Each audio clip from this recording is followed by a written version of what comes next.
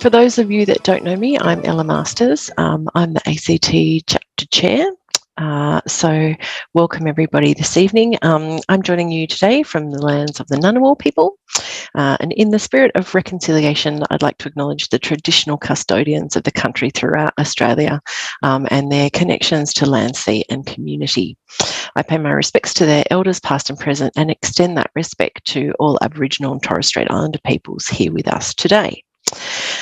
So this evening we've got three speakers for you. We have Grant Cuthbert, who is an acoustic engineer, Peter Ethell, who's a mechanical engineer, and Rachel Thomson, who's an architectural lighting designer. And so we've brought them together to discuss, I suppose the overarching topic is indoor environment quality in learning environments.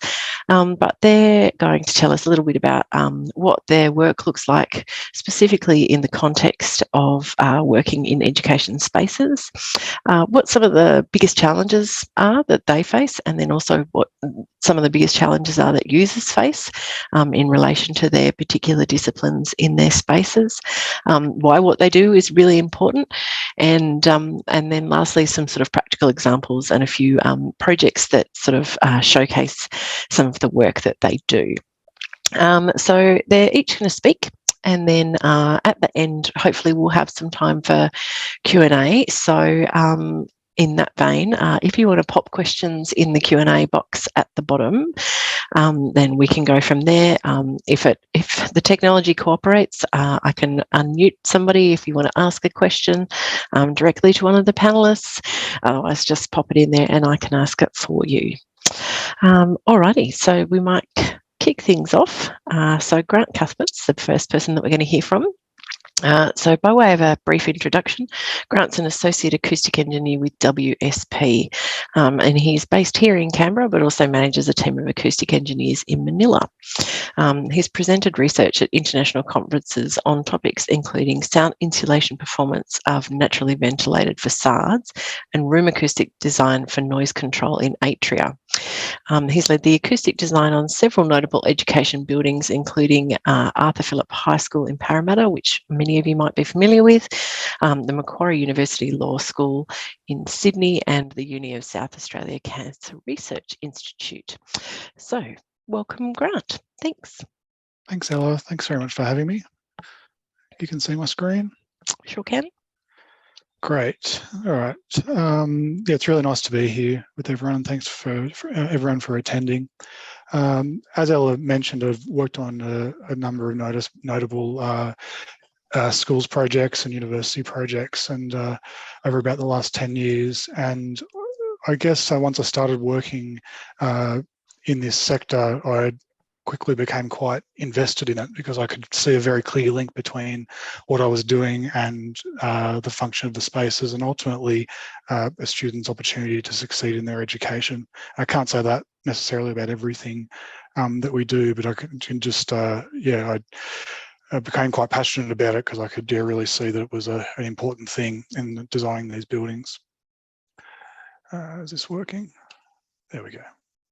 So to start, when we're designing a learning space from an acoustic perspective, I guess there's four overarching areas that we're concerned about in the design. The first and probably the most important is speech intelligibility. We're obviously dealing with spaces where communication is integral to the learning process, and so students being able to hear teachers and vice versa is crucial. Tied into speech intelligibility is the room acoustics, so concerning the room finishes, how sound reflects in a room and how long sound lasts in a room. There's then the internal noise levels, both the steady state sources such as air conditioning systems, but also activity noise from students using the space, how much that builds up, and being able to control that in the design. And then lastly, sound insulation, so how easily sound transfers into a learning space, but also, where applicable, how much speech privacy you can have in a space. So if you need to have a private conversation, how do you design the walls and doors and ceilings to contain the sound in that space? And then lastly, there's also external noise ingress through the facade. So thinking about noise from a playground, road traffic noise, aircraft, all kinds of things like that breaking into the building. Oops. So what does it look like when these spaces don't work from an acoustic perspective? So the big one, and what a lot of this presentation is focused on, is again activity noise build up in a learning space, and that relates to providing sound insulation, sound absorbing finishes to a space. When we're talking about sound absorbing finishes, we're talking about soft type materials, porous materials, so things like carpet flooring, soft wall panels, as you can see in the photo there, and then in ceilings, things like perforated ceilings with some soft fluffy stuff behind there. They help to control reverberance in the space, which in turn, if there's a lot of people talking or if there's music in a space, it controls that to a degree where it doesn't hopefully become overwhelming. If we don't provide enough sound absorbing finishes to a space, there are a number of factors that come into play for the users. The first being poor speech intelligibility, finding it difficult to understand what someone's saying to you. If you're a teacher and you're trying to speak over this noise, you will naturally try and raise your voice, and you don't want to be doing that all day or all week. You're going to end up straining your voice, potentially some injury there, and generally feeling pretty stressed about the whole situation. There's other types of students with hearing disabilities, English as an additional language or dialect, ASD, students like that who have particular requirements when it comes to the noise environment. And if this isn't designed correctly, they're at an even greater disadvantage. And naturally, if you've got a louder environment, you can often encounter some more behavioural issues with students. Along similar lines, still on the noise side of things, we encounter similar types of effects to those I just described when we haven't properly controlled noise breaking into a space. So if you've got two learning spaces next to each other, if you don't have decent doors or walls, that can just be very distracting. If the facade isn't performing well enough, it's just a generally kind of uncomfortable environment. Sorry for that very old image there, but it does tell the story. And the third one I'll add on is what we call room acoustic defects. So there's two main ones here. One's called flutter echo, and that's this image up on the right here. What you're looking at here is what's called a ray trace. So it's a way of visualizing how sound behaves in a room. And so if I'm talking to you in a room, you're not just hearing directly what's coming out of my mouth, you're hearing sound reflect off all these different surfaces. If I put a sound absorbing finish on that surface, it will catch that and control the reverberance a bit more. The flutter echo in particular is quite prevalent in the smaller types of rooms, and it happens when you've got two parallel walls that are sound reflecting. So that might be glass, a whiteboard, just a bare plasterboard wall. And I like to think of it like a game of ping pong. It's sound just going back and forth, back and forth, back and forth. And it actually is audible when you're speaking loud enough, or there's a sudden sound. And the reason that's a problem is that actually that kind of echo can cause distraction, but it also does have a negative effect on speech intelligibility. Then along similar lines, there's sound focusing, which occurs in rooms with curved walls, circular room you've got there. You can see from where all those lines are headed there, what happens is that if we don't treat those walls properly, the sound ends up concentrating in the center of the room, and that can be quite. If you're standing in that location and trying to speak to people, you get a very, very strange and uncomfortable feedback from the room. Kind of like if you're on a phone call and you suddenly hear, your own voice echoing. It's kind of becomes a bit weird to talk. So just touching on some recent research on these topics, local and international. The first one here from Kiri Mealings, who's from Macquarie University.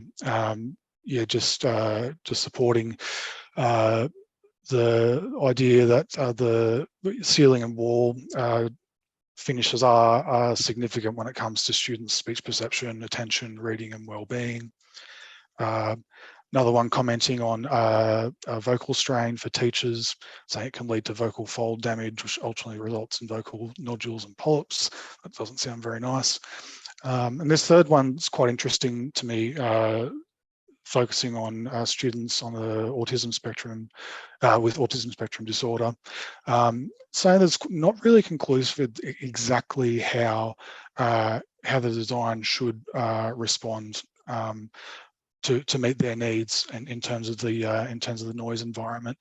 I think on a lot of schools projects, we include withdrawal spaces and things like that, but it's not to say that that's the right solution or is enough for for every student. But also, what kind of noise environment is suitable. So what does a good learning space look like from an acoustic perspective? The first thing here is that the horse does need to come before the cart, and I would say it doesn't always happen in design. And what I mean by that is that before we go in and acoustically design a space, we need to have a clear idea of what's going to happen in there, what the pedagogical model is, so that the design can be formed around that.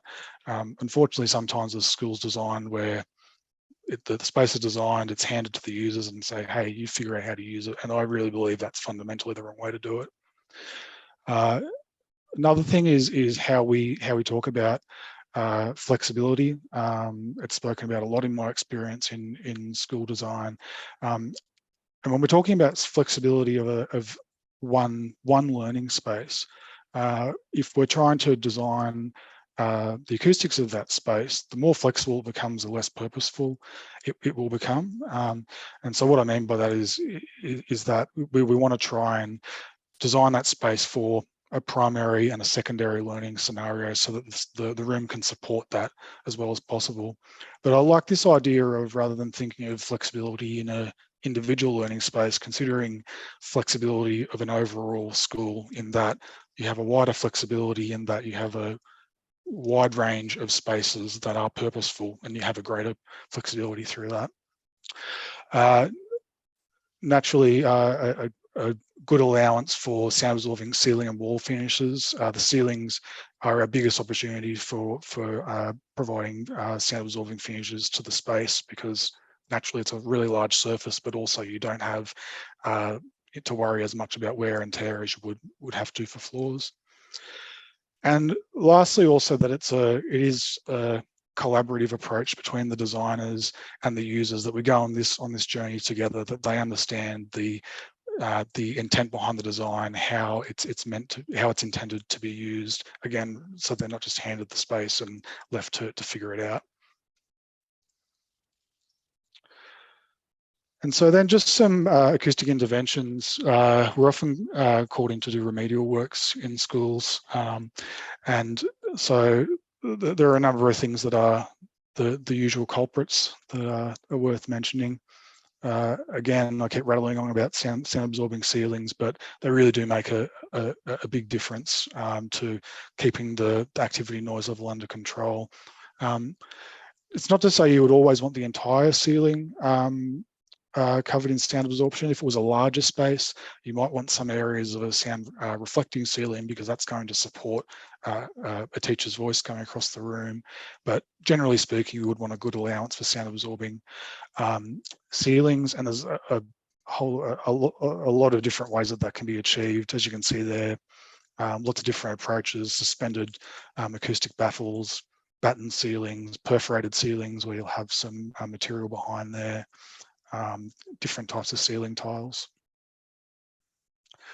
I would say when we are asked to help a school out and they're having issues with noise transferring between spaces, speech privacy, I'd say probably 9 times out of 10 I'll walk in there and there'll be door seals missing, and that's the low-hanging fruit to be able to easily fix it up. So when we're looking at sound transferring between spaces, you could argue acoustically that it's really only as good as its weakest part. And so, for example, if there's no drop seals on the door and there's a big gap below there, that's really what's going to be limiting the performance.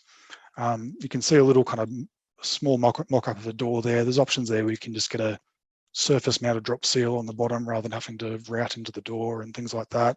But generally, you just want a full acoustic seal arrangement at the bottom and around the entire frame. In terms of operable walls, it's also just worth noting that in terms of sound insulation performance, getting them to a reasonable level is it comes at pretty significant costs. They would be large proprietary walls, but they also tend to be quite big and heavy to operate. It's not to say that they shouldn't be used, but just recognizing that if you have a lightweight operable wall, it will be quite limited in terms of sound insulation performance. Something a bit more recent are these phone booth products, which you often see in offices used as meeting rooms, actually as phone booths to go and have a phone call. These can be good options for existing schools to put in as a withdrawal space, a small meeting space. They're great because they can be moved around, hooked into the air conditioning systems of the building. They don't have to be fixed, but they're great as a space to be able to just escape temporarily escape the noise of a busy learning area. However, I should clarify that they aren't necessarily suitable if you need to have a private conversation. You'd want to use a fixed partition room if you wanted to have a private conversation. And then the last thing is really just considering the operational measures. So while I'd like to say that the acoustic design is the silver bullet, really the acoustic design doesn't solve all of the acoustic issues. It really does work hand in hand with the operation of the school. And so particularly if we're thinking about open plan learning scenarios, several learning groups doing different things, it really does need to be done in a considered way, both spatially, but also in terms of scheduling. If one group needs to really be doing a focus task, ideally the other group just isn't there during that time. And so it does need a bit of kind of informed thinking about, okay, how do we all coexist and make this work? And that was all from me. Thanks, Ella. Thanks, everyone. Thanks very much, Grant. That was great. I particularly liked your point about the flexibility across a broader range of spaces versus trying to get that flexibility within each individual space. I think that's something that we struggle with a lot across the board, that balance. Look, I just remind everybody as the speakers are going through their presentations, just pop any questions in the Q&A and we can come back to those. But for now, we're about to hear from Peter Ethell, who's our mechanical engineer. So Peter grew up and went to school in Canberra and studied at the Australian National University. So after university, he worked for a local mechanical services contractor before moving into consulting 2 years ago. He works across various building typologies, including schools and universities. This is my favourite part. In his spare time, he likes to go camping with his wife and little boy. I love it. Take it away, Peter. I think you're just still muted. Yep, good on you. Thanks for that introduction. So as Ella mentioned, I'm a mechanical services engineer, and we're also called HVAC engineers, which is heating, ventilating, and air conditioning. But it's also a few other systems, but in schools, it's really just the heating, ventilating, air conditioning, and then maybe some specialized exhaust, maybe in the science labs for fume cupboards, and then in the design technology areas for dust extraction type systems.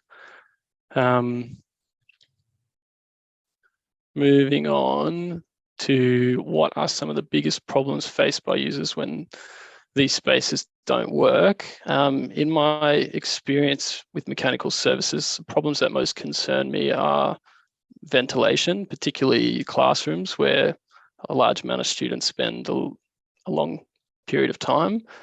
A lot of older schools particularly rely on natural ventilation, which obviously relies on windows being open, which in Canberra, especially with a reasonably extreme climate and lots of locations in Australia having extreme climates, that doesn't always happen all year. And then to a lesser extent, systems that aren't designed with the mechanical at the forefront, or if mechanical sort of added as an afterthought later, again in more refurbishment type projects, we can have comfort issues, basically due to air diffusion or just undersized mechanical plant. So indoor air quality, it has several factors, including light and sound, which are obviously covered by Grant and Rachel. But another part of indoor environment quality is the air quality, and also the other factors relating to me are temperature and humidity in the space, and then air distribution, or essentially the air velocity that people feel in the space. So moving on to air quality, the National Construction Code in Australia lists these things as the things that contribute to air quality, and they're the things that we measure. So carbon dioxide background level in the atmosphere is about 400 parts per million, and there's evidence that suggests that CO2 levels above 1,000 parts per million will result in reduced levels of concentration in humans and reduced productivity. Research into that is still ongoing, but it's pretty well accepted. Carbon monoxide background levels are very low, only 0.2 parts per million.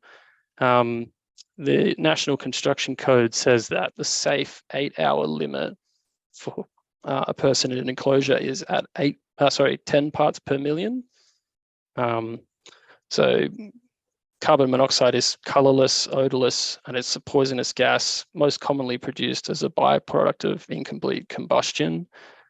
In buildings, the most common culprits are heating systems, gas stoves, and enclosed car parks.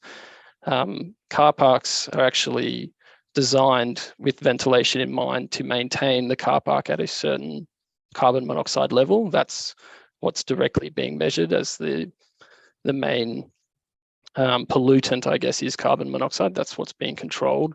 And that can be up at 60 parts per million for a unmanned car park and 30 parts per million for a manned car park. So it's definitely something to keep in mind. We don't want to be pulling air into our buildings from car parks. Nitrogen dioxide, that's a bad smelling brownish oxidizing gas produced predominantly by motor vehicles and industrial processes. In buildings, again, the culprit is car parks and commercial buildings, loading docks. So perhaps around garbage rooms and things where there's trucks pulling up. Safe limit based on the World Health Organization is 0.02 parts per million on a year average, with a 1 hour average limit of 0.1 parts per million. Ozone, also a colorless gas with a distinctive smell. Of course, ozone occurs naturally, but at Earth's surface, ozone is considered a pollutant because of its harmful effect on humans. It can be produced naturally at ground level by bushfires or reactions with ozone precursors, which are typically nitrous oxides. In buildings, common sources are high voltage electrical equipment, which can actually occur in schools and lots of buildings from photocopiers and laser printers. Also, there are ozone generating cleaning devices that are used in commercial kitchens, which are sometimes included in schools, although for most schools where there is a learning cooking environment, we're not using commercial kitchens, so that's usually not an issue. The adopted limit from World Health Organization is 100 micrograms per cubic meter. Total volatile organic compounds. This is a diverse group of compounds. They're carbon-containing compounds that evaporate at room temperature from materials and surfaces. They're more of a concern in new buildings where high levels of VOC materials get used, such as paints, adhesives, and sealants. So it's definitely something to keep in mind in these new projects. If on a project where we're measuring this, the VOC limit to demonstrate compliance with a performance solution is 500 micrograms per cubic meter. That's the 1 hour average. Formaldehyde is a VOC, it's the most common. The background level naturally is about 0.3 parts per million to 0.8 parts per million. It's considered carcinogenic, so we definitely want to keep these levels as low as possible. Again, it's emitted from building materials in new buildings like polymers in floor coverings, certain resins. Even indoor plant fertilizers can contain aldehydes as well as gas stoves and heaters can emit them.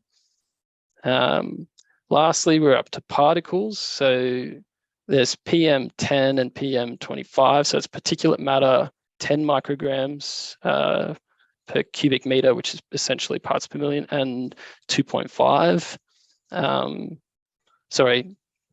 10 micrometers in size and 2.5 micrometers in size.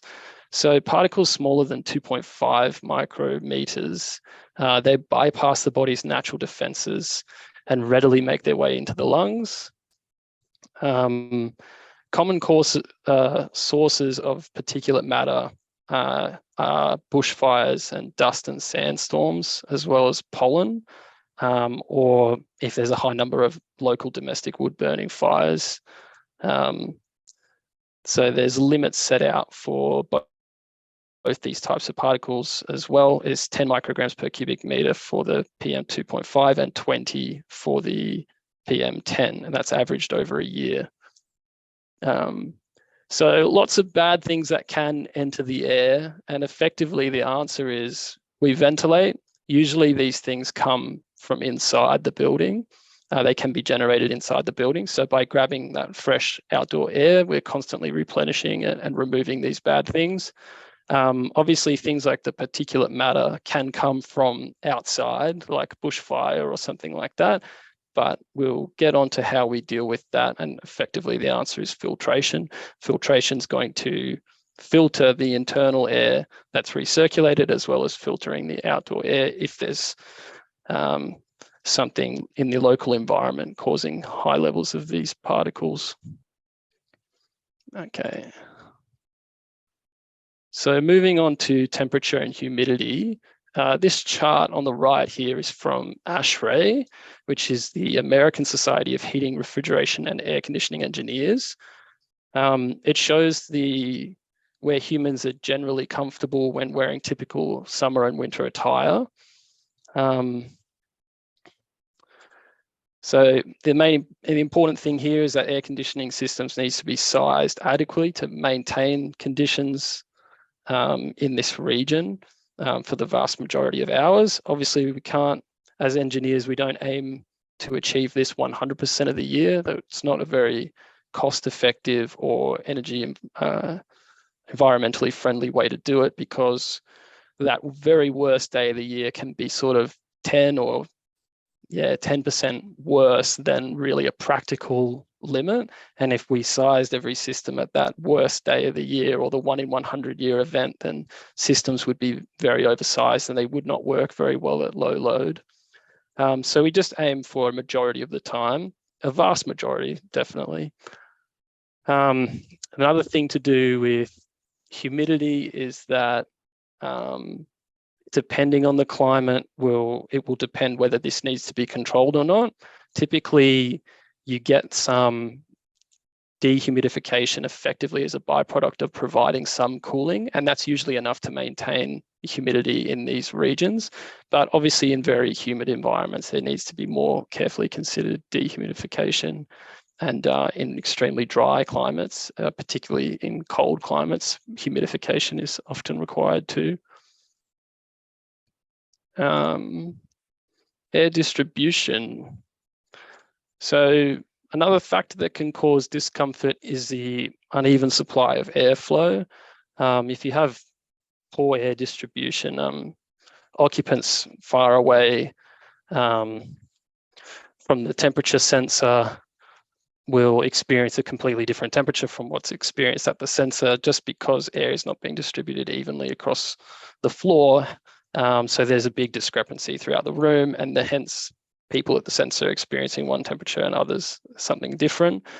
Air velocity out of the ducts and grills, also really important to consider, because people obviously feel colder when there's high velocity air across them. It speeds up the effects of perspiration and increases also convection, which is a heat loss medium through the body. So air velocity needs to be carefully considered as well. So best practice examples. On the right there is a little screen grab from a project we did recently at the Amaru School. I picked this one because it has a few good qualities. The first one is it has demand control ventilation. So it means it has mechanical ventilation. It doesn't rely on operable windows or anything like that, but it's also energy efficient, hence the demand controlled. Effectively, because CO2 is a bioeffluent of humans, we can essentially measure the CO2 level and control that outside air quantity to maintain it at a certain healthy level. So I think demand control ventilation is great. You get the best of both worlds. The CO2 sensor location should be considered so that it's representative. And for young children, I think the set point needs to be chosen towards the lower end of the recommended range, which is 600 to 800 parts per million. So I'd suggest closer to 600 parts per million. It also used greater than the minimum standard efficiency of filtration that's required in the standards. So for this project, they used an F5 rated filter, which is pretty good. It catches about 50%, I think, of those particles that we were mentioning before, the PM 2.5s. So you can get higher efficiency filters, but the pressure drop goes up and it becomes a cost point. Also, this equipment is off-the-shelf equipment, which makes it a good price again, but the fans are only strong enough to overcome a certain static pressure. So we can't just put extremely efficient filters in there. So I think F5 is good. Also, you can see that there are supply grills. If you can see my mouse, these are the supply grills. This is a swirl type diffuser. They're reasonably distributed around the room. And a swirl diffuser is quite good. It's a modern-ish diffuser. It entrains the air in the room really well, mixes it well, so nobody's really experiencing any high velocity air. They also don't feel the cold air because it quickly mixes with the air in the room. So that's a couple of qualities there of a good practice example. Moving on to interventions. If the system is ducted, it's not a natural ventilation system relying on windows, then it might be possible to add high efficiency filters after the fact. But as I said, depending on the ductwork that's been installed, there may not be enough pressure available in the system to add a higher efficiency filter. So this is something that really needs to be checked probably by an engineer prior to making an intervention like this. Some systems will have so little static pressure available. If you did this without considering the pressure, you would derate the unit significantly because it would only be able to move a fraction of the air it's designed for. It can actually cause problems with units as well because they do have a minimum airflow to work effectively. And it can actually cause heat transfer issues within the unit. It can actually trip out if it's a refrigerant type unit. So the other thing that I think would cost exorbitant amounts of money is actually changing these old style grills. So these 4-way blow grills and this multi-direction diffuser, swapping them out for swirl diffusers. I mean, especially if there's a space that isn't working, it feels drafty, adding swirl diffusers is definitely something that could help. I'd again suggest this is something that is looked at by a mechanical engineer prior to implementing it. And that's it. Thanks very much.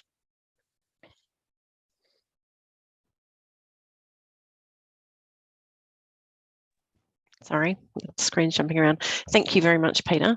And we have all had the pleasure of sitting underneath one of those diffusers. So that advice is very, very sound. All right, we might jump straight onto Rachel. So we've got Rachel Thomson, who's our architectural lighting designer. And she has worked on projects locally and nationally across Australia. Having a master's in architecture, Rachel has always paid close attention to lighting integration in the creation of space. She's currently undertaking research in multiple fields of lighting, including lighting for health, education, and neonatal care. And excitingly, she's also currently involved in LEA's Mayfield project, hoping to better understand how we can improve and integrate characteristics of justice, equity, diversity, and inclusion in our learning environments. I'll hand over to you, Rachel. Thank you, Ella. And thank you, LEA, for inviting me to speak today. Because my internet's a bit patchy, I'm going to stop my video and share my screen. So, Ella, if I start sounding funny, please give me a shout. No problem. Perfect. Hopefully everybody can see. Yep. Perfect. So working in the field of lighting, I have found when it comes to education that educational projects seem to be quite behind lighting research in comparison to healthcare and even commercial projects. So that's something working in the field of education that has really surprised me, and I've really wanted to delve into why does education feel so far behind where other market sectors sit in terms of lighting integration, lighting research, lighting elements that they're using. That's something that I've come across in quite a lot of my projects. I've wanted to feature 2 projects that I've worked on in this presentation. I'm not going to do sort of a big delve into the detail of each one, but I have wanted to include photos. So the current photo on your screen is a childcare centre in a commercial building, IP Australia in Canberra. And I've also got another project, which is the Yass High School, which will feature in future slides, that I just wanted to point out what those 2 projects will be. So in terms of the biggest problems faced for lighting when these spaces don't work, lighting, it's quite well known that spaces affect human behaviour in quite powerful ways. And without lighting, we can't see our space, we can't use our space, we can't activate the space. So learners, where we don't have good lighting outcomes, it's quite difficult to focus and thrive in these environments. Not only that, teachers and educators in poor lighting environments have quite a lack of control over their own working environment. So in terms of educators thriving in these environments, learners thriving, there can cause a lot of distractions for educators while they're teaching if lighting is poor and students are quite distracted. It creates spaces which are not cohesive. So moving from one classroom to another, I've seen a lot of schools that are extremely inconsistent. Each classroom can have a completely different lighting treatment. And during a school day, moving from one space to another and not having a cohesive design is also quite interruptive to a school day. A really big one is a significant consumption of energy and very high energy costs if smart lighting and smart lighting controls are not utilised. If we don't have smart lighting controls and the lighting will sit on 24 hours a day, it's significant consumption of energy.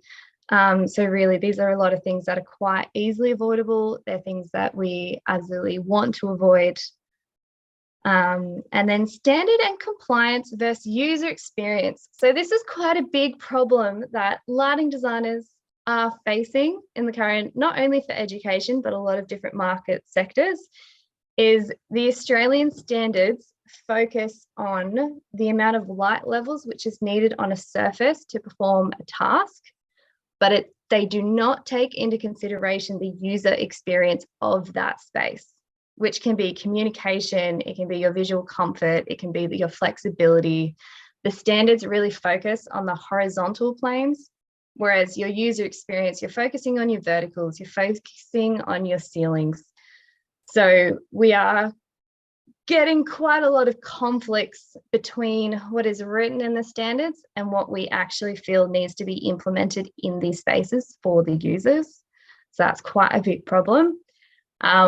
Another one, and I've got on this slide and the next slides, photos of examples of some poor lighting designs in education environments. And one of those is contrast ratio and the balance of illuminance. So what we really want to avoid is this hot spotting on the ceiling. What we also really want to avoid is a high level of contrast in the space. These are all things that are going to be extremely distracting and extremely unpleasant to sit in. It's also going to make it, if you are not comfortable in your space, you're not going to want to learn in it. You're not going to absorb learning. You're not going to thrive in that space. So it's really important as us as lighting designers and for lighting in indoor school environments, that there's spaces that are comfortable, that are pleasant to be in, that are really going to give learners and educators the best possibility at really thriving in these environments. So current research, there is at the moment heaps and heaps of research when it comes to lighting in learning environments. We know that lighting is the foundation of the visual perceptual process. That's what initiates your evaluation of your surrounding area, the space that you're in, how to move through that space. There's a lot of research behind the connection of the natural environment and the interior space, especially in terms of circadian rhythms. Utilizing color temperature to mimic the time of the day and the body's circadian rhythms. There's a lot of implementation of tunable lighting currently in the commercial space. So a lot of office environments are utilizing cooler color temperatures to help activate productivity in their workers during the daytime, whereas in breakout spaces, you'll find that they're a lot warmer because they then want their employees to relax. This is something that should also be very highly implemented in schools. At the moment, it's struggling, whether it's to do with cost, implementation, whatever it is. This is something that is struggling to really take off properly in the education sector. And healthcare as well is something where tunable lighting is really, really getting used throughout because of the benefits it has for health and well-being performance. There is also research behind the importance of the child's spatial perception, and that's to do with shape and object recognition and how we can utilize lighting to really create an environment that takes this into account and develops the whole child. So in the IEP Australia Childcare Centre, we tried to use big, soft, round shapes to mimic a cloud in the ceiling.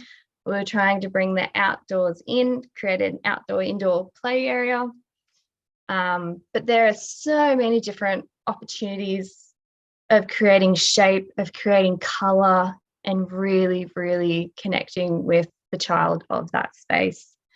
A good lighting environment will enhance focus, creativity, and collaboration, and reduces energy consumption whilst optimizing the educational space. So there's a lot of research proving how energy efficient a good lighting scheme can be, and I'll touch on that a little bit later on. But new research that has come about that has really interested me is increasing a student's possibility in taking part in their education and how lighting can actually have an influence on that process. So lighting is quite a simple tool to be able to quickly signal a change in tasks in the classroom. So being able to dim the lighting, control it differently, change your scenes, change the color temperature can enhance and facilitate learning and create a stimulating learning environment. These will also make the environment sustainable, dynamic, and efficient, which are both key ingredients to retaining students and staff.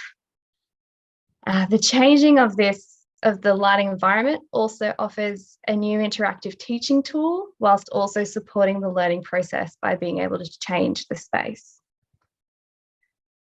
So we have the following motivations have also emerged for changing the lighting in a space, which is support and structuring of learning, whether that is changing the environment from a high focus task such as an exam to slightly dimmer lighting levels if it's more of a relaxed play environment. This also ties into communication via the lighting. We know if the lighting levels increase, it's time to quiet down, it's time to focus. And alternatively, we know when the lighting levels dim, it will be time to quiet down, relax. There might be a movie on, or maybe we'll have presentations. So that also has an influence on the activity level and the behavior that happens in the classroom, and the creation of an atmosphere adapted to those specific activities and tasks. It will also allow for the support of those specific visual tasks and improved visual comfort in the space. If a classroom feels that it's too brightly lit, that class then has the opportunity to make a decision that they might want to dim down their lighting levels, or if they feel they just want a warmer environment, if it's a very stormy day, there's also that opportunity to interact with the environment. So through this research, I did want to touch on a few key design principles, which I feel are fundamentals for lighting on any educational project. The first of which is LED light sources. For the most energy efficient outcome, it must be LEDs. I have come across quite a few projects recently which were previously designed with fluorescents, and there has been questions of, if the fluorescents are still operational, is it not cost effective to then completely replace this with LEDs, and will throwing out X number of fluorescent products also be unsustainable on the environment?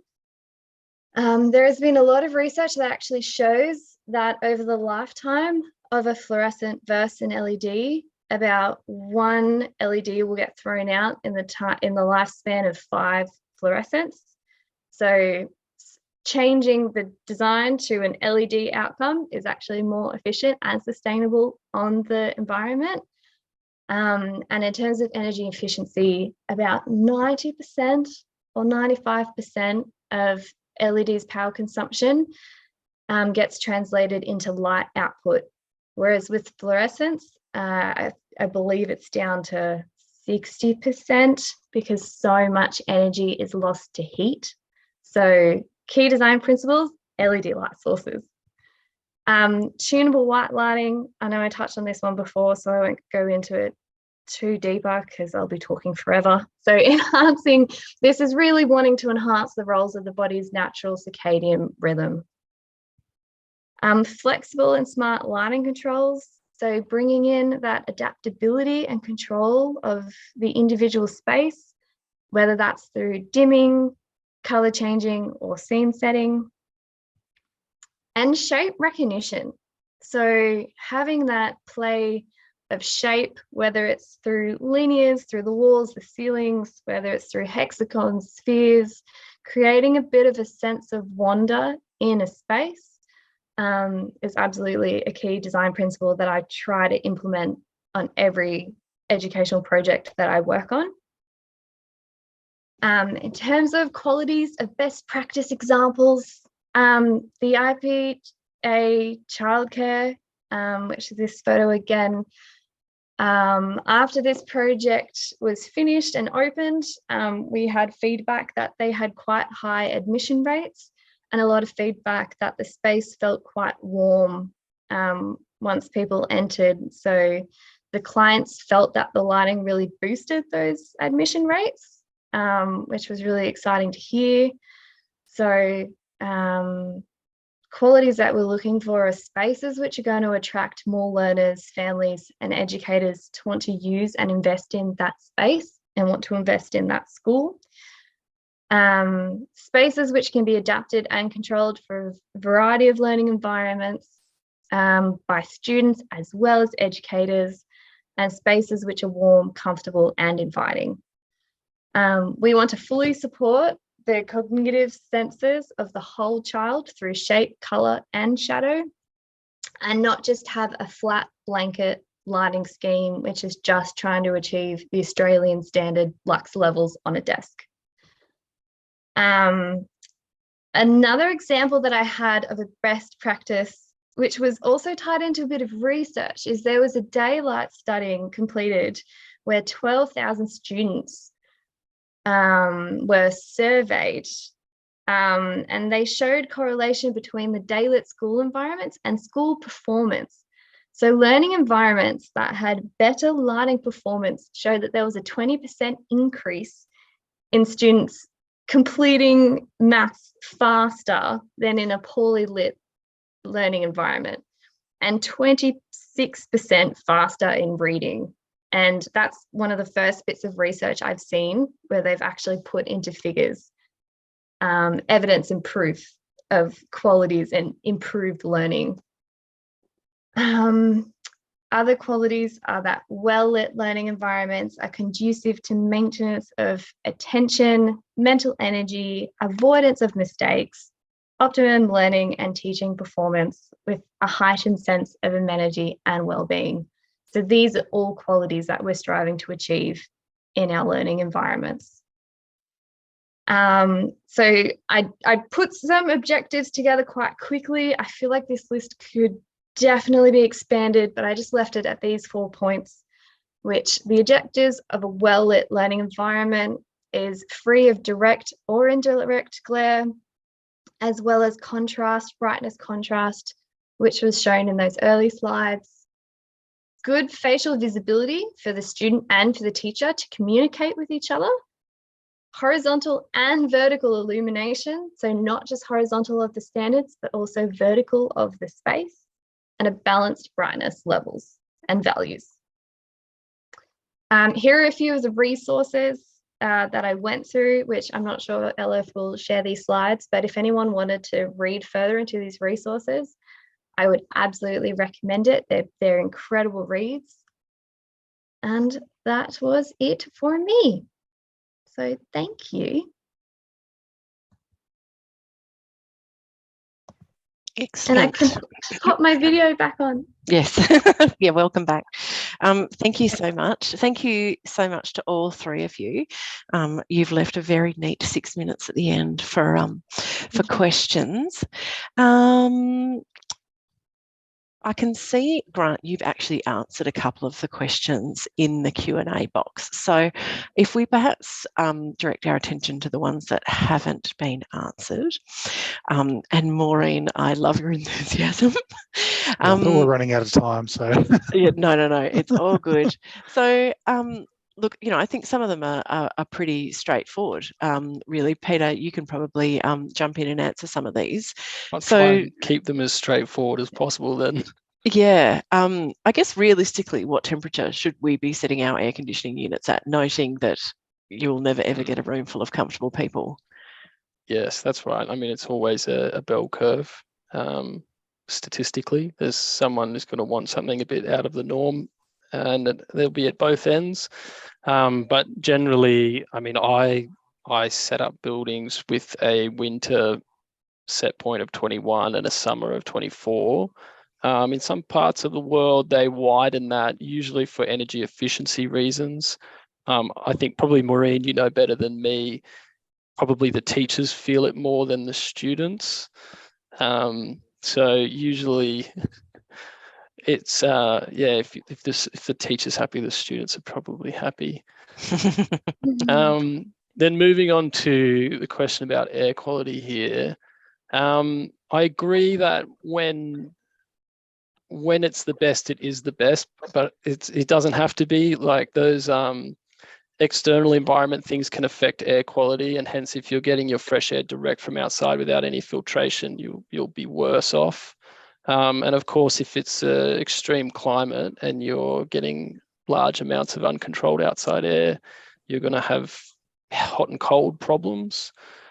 And that's, I guess, the main problem is that it's very uncontrolled. It's very wind dependent. We don't really know how much outside air you're getting. The standards require only 5% of the floor area to be an operable window or some. So in some cases, that's definitely not enough. In other cases, you can get extremely large amounts of fresh air flowing through a room if there's cross-flow ventilation happening or something like that. So it just becomes, if you've got like a wall-mounted unit trying to maintain temperature in the room and you've got cross-flow and there's like hundreds of litres of fresh air that's going through the room, it's going to struggle. So it could be, I mean, it's up to your judgment. If the temperature's right outside and there's obviously not pollen in the air, then it might be the best. Or bushfire smoke. Yeah, or bushfire smoke or something. Yeah, I hope that answers the question. Yep. Rachel, did you want to jump in on Maureen's third question, which is where do freestanding lamps and wall lights fit into learning environments? My first thoughts on freestanding lamps is that they could be used as a weapon to hit other students and tampered with. So in terms of learning environments, freestanding lamps, I think usually on our projects, there's a level of vandalism that happens, especially in a school environment. So we tend to steer away from freestanding lamps and potentially wall lights as well. I know if there's balls or objects. So typically on projects I've worked on, those more decorative items that we usually would design with in commercial settings don't seem to tie into education settings in the same way. That's no saying that you couldn't have wall lights in a classroom, but I guess wall real estate is so competitive with student work and with whiteboards that there usually isn't always scope for those items. So I don't know if that's answered the question very well, but yeah, I would say they probably don't tie into it in the same way that they would in other spaces. Mm-hmm. Yep. And look, I can just see Carmen has popped in a question. Any chance the notes from the acoustic sliding portion can be shared? We can share all three of them, and then we'll also share some of the additional resources as well that we can that are open source resources that we've talked about tonight. Grant, I just have one final question for you. And this is something that I've pondered for a number of years, that, you know, we often will put pin boards that are, you know, an acoustic surface on the wall. And when it's being used as a pin board, particularly, you know, if something's laminated or stiff cardboard or whatever, if our acoustic surface gets covered in our children's artwork, does that start to compromise the performance of those finishes? The pin boards themselves are typically pretty low just because they've got something hard behind them so you can actually pin into them. But if you did have a soft surface and you're just putting pieces of paper, you know, thin materials in front of it, no, not really. It's actually quite good. It makes the space actually a bit more what we'd call diffuse, so it's a bit more of a random environment. Mm-hmm. One of the things in these types of spaces is sometimes when you've got very plain surfaces, it's actually quite unnatural because sound's behaving very evenly. But you start introducing bookcases, artworks, it's actually quite nice for that, and I'd much rather be in a space like that. Okay. Look, we're right on 6:30, so I'm going to wrap things up. Just a tiny bit of housekeeping. We'll email the presentations and some extra resources out, as well as some information about the CPD points for architects and PL for our teachers. So keep an eye out for that. Thank you very much to the three of you. Thank you, everybody, for coming along on a Wednesday night, and we hope to see you all soon. Thanks, Ella. Thanks all. Thank you.